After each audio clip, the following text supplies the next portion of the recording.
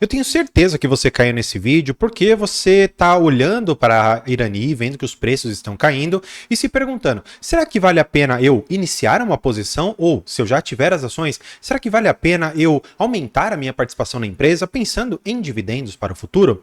Nesse vídeo eu vou esclarecer tudo isso aqui para vocês com cálculos bem precisos e algumas percepções que eu tenho a respeito do negócio e do fluxo de caixa que a empresa está gerando ou consumindo. Mas tudo isso eu vou trabalhar especificamente com vocês. Só que antes eu quero apenas detalhar que a Irani ela é uma empresa bem interessante porque ela atua num segmento que ele tem poucas oscilações, tanto de demanda quanto de preço.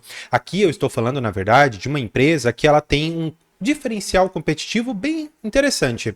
Ela tem ali as embalagens, aquelas mesmo que você utiliza para o e-commerce, algumas ali, aquela sacola de papelão que você utiliza, por exemplo, para levar alimentos, aquele papelão que você utiliza ali do seu pãozinho que você vai comprar, você recebe aquela sacolinha, ela pode ter sido feita pela Irani, tá bom? Não só isso, você tem algumas empresas que necessitam, por exemplo, de caixas de papelão muito grandes e resistentes para levar alimentos, especialmente carne, que é também um segmento forte ali da Irani. Depois que você compreendeu, portanto, o que essa empresa ela faz, eu quero que você veja comigo alguns dados aqui da empresa, porque eu particularmente acho bastante interessante. Eu deixei aqui grifados em verde alguns dos itens que eu acho que vale a pena a gente compreender. Eu quero fazer uma análise da empresa não como uma coisa estática, né? Olhar um resultado e falar, olha, é isso ou é aquilo. Eu quero analisar a empresa como um filme. E eu acho que vale a pena olharmos aqui a diferença do primeiro trimestre de 24 com o quarto trimestre de 23, porque lá na frente, que o vídeo vai ser bastante interessante, eu vou dividir não só a análise do trimestre, mas também vou analisar o ano. Então isso vai auxiliar muito mais a compreender se a Irani ela vai poder pagar dividendos ou não. E também vou dar uma perspectiva do quanto que eu acho que a empresa ela pode pagar de dividendos, tá bom?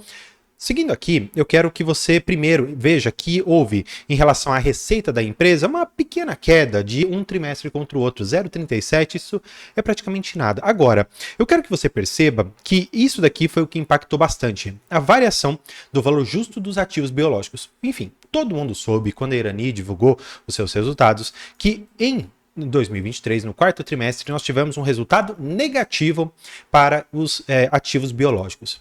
E o que acontece? Quando você tem 20, 30 milhões de reais a mais e você reduz ali para os seus 25, você gera um gap ali de mais ou menos os seus 50 milhões de reais. E isso impactou bastante no quarto trimestre, tanto é que você pode perceber que ainda que você tenha tido apenas esse trimestre aqui com essa questão do ativo biológico, isso impactou bastante no resultado aqui da empresa. Você vai poder ver na questão do resultado bruto aqui, você vai ver que ficou em 121, ao passo que no primeiro trimestre de 2024 já ficou em 156, bem mais em linha o que foram os trimestres anteriores. E aqui eu acho que vale a pena você olhar um pouco do histórico e perceber se ela vem melhorando, se vem piorando, e você consegue enxergar aqui nos números pelo resultado bruto aqui da empresa que nós tínhamos alguma coisa bem próxima dos seus 207, 190 milhões de reais e hoje estamos bem mais próximos aos seus 156.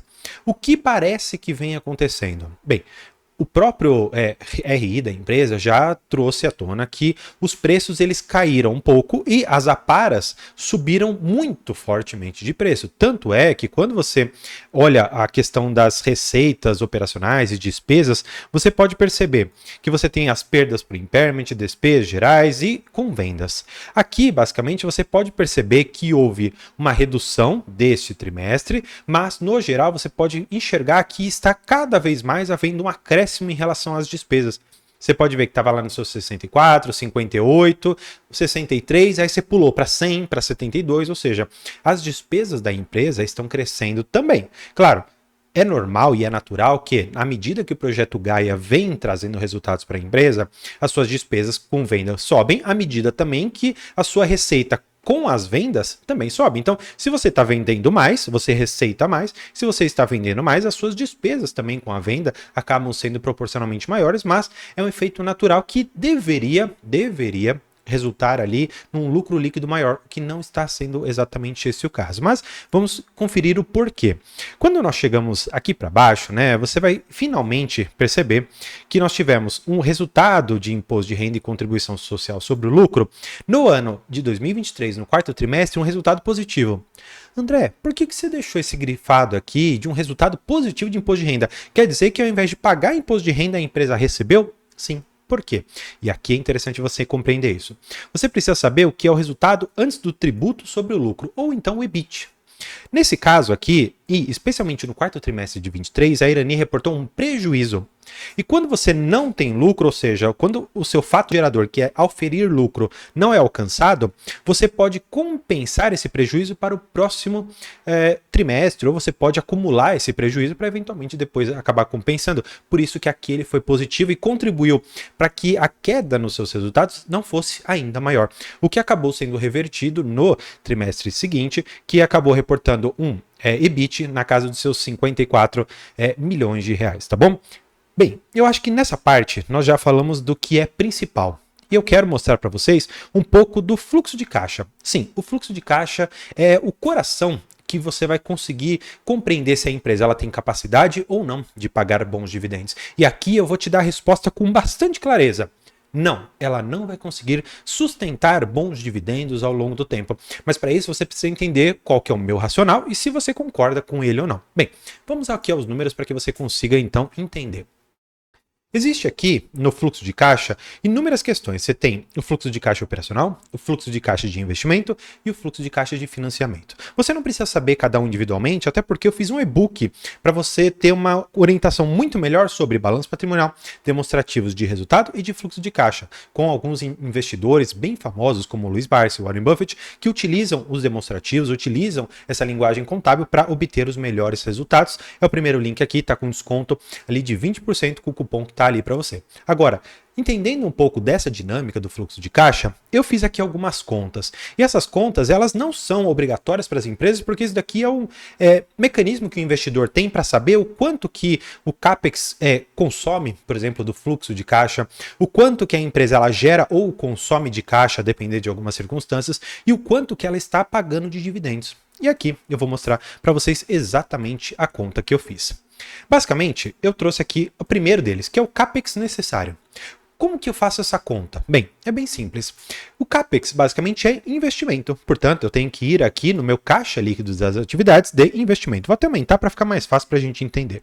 Olha só, quando eu estou falando de investimentos, eu estou falando de aquisição de imobilizado, aquisição de ativo biológico, aquisição de intangível e aquisição de ações da controlada. Portanto, eu estou falando aqui de aquisições. Eu não vou falar de aplicações financeiras, resgates, porque por mais que isso daqui seja um investimento, ou algumas vezes até um resgate, mas é um dinheiro que não necessariamente ele é perdido em conta de um investimento, em conta de uma aquisição.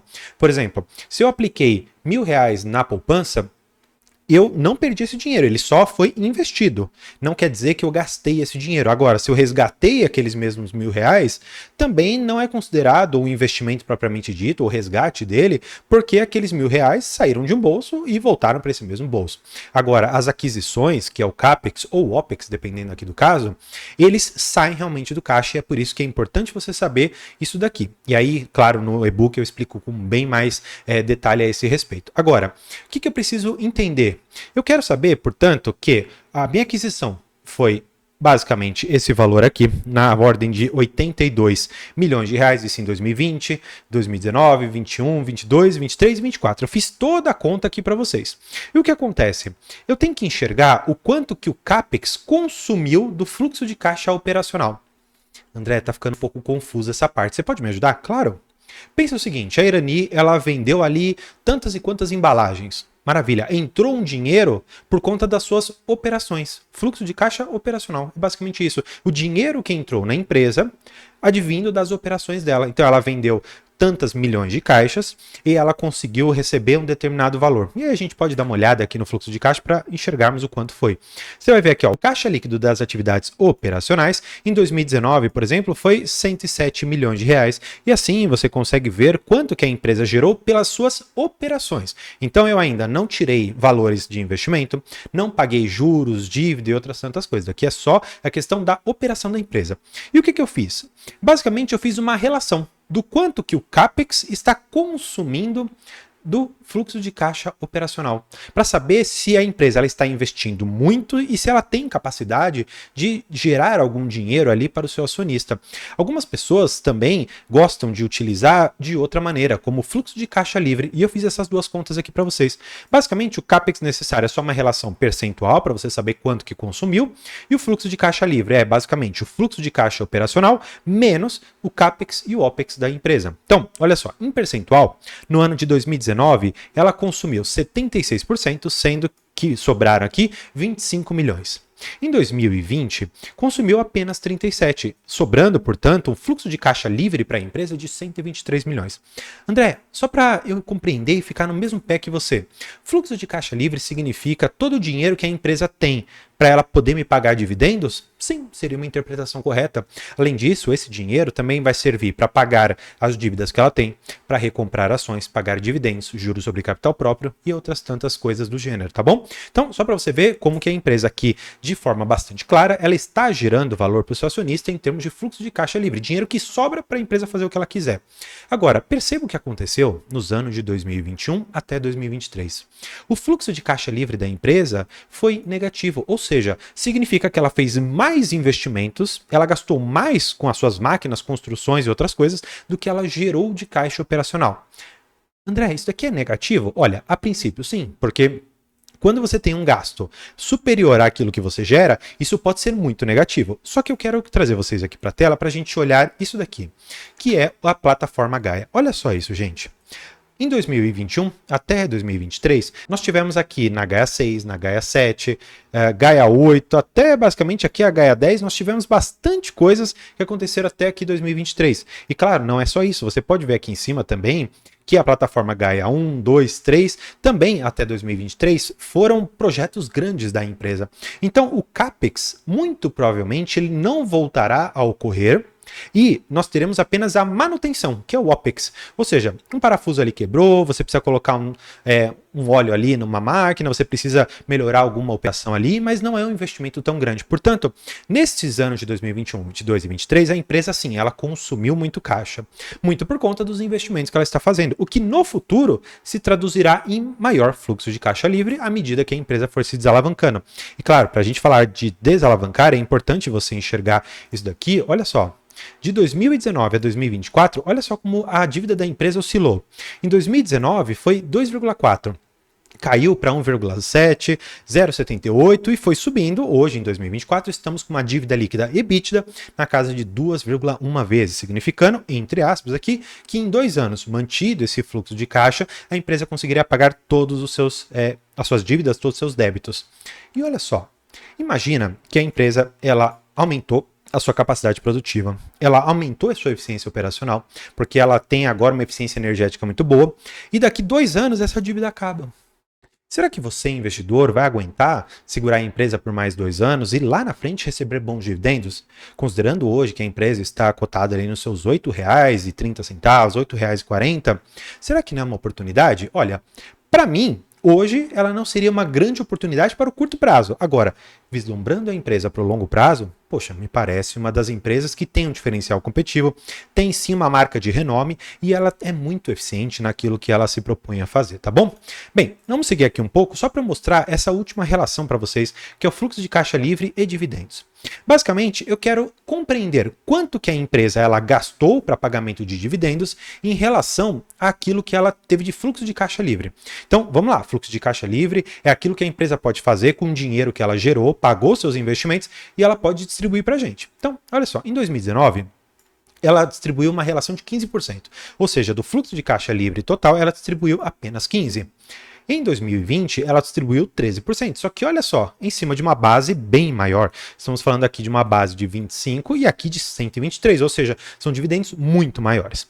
Agora, 2021 até 2023, que foi aquele período de consumo de caixa, a empresa, ela teve um gasto maior do que ela gerou e ela ainda acabou pagando dividendos muito grandes em relação àquilo que ela tinha gerado. Portanto, nesse período aqui, não é estranho dizer que ela utilizou reservas que ela tinha para pagar dividendos e também ela utilizou alguns financiamentos para remunerar o seu acionista. Não é errado dizer isso, mas você precisa enxergar como que a empresa ela equalizou cada uma dessas contas, tá?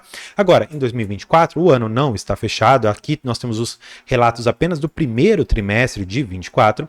Então, esse valor de R$ 407 mil de fluxo de caixa livre e 566% em relação ao valor que foi pago de dividendos, ainda vai se alterar bastante. Só para você entender.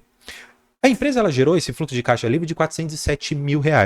E você pode ver aqui em cima, nesta linha 62, que ela pagou o valor de R$ 2.304.000 como dividendos. Ou seja, ela gerou menos e pagou mais. Por isso que essa relação percentual é muito alta, mostrando que ela pagou 566% a mais daquilo que ela teve de fluxo de caixa operacional, tá bom? Bem, eu acredito que esse vídeo tenha ficado um pouco mais técnico, mais complicado. No entanto, eu acredito que agora você vai conseguir compreender que a empresa ela está consumindo muito caixa por conta do projeto Gaia, mas à medida que a empresa encerrar as fases mais críticas do projeto, que de fato já encerrou, e pagar a sua alavancagem, que vai demorar apenas 2 anos para isso acontecer, poxa, será que não é um bom momento de você se posicionar numa empresa com uma qualidade como a Irani? Deixa aqui embaixo se você investe na Irani. Espero que você tenha gostado. Deixe seu like. Querendo conhecer um pouco mais sobre a nossa área de membros, eu vou deixar aqui junto com outro vídeo para você também continuar seus estudos. Por hoje é isso. Muito obrigado e tchau!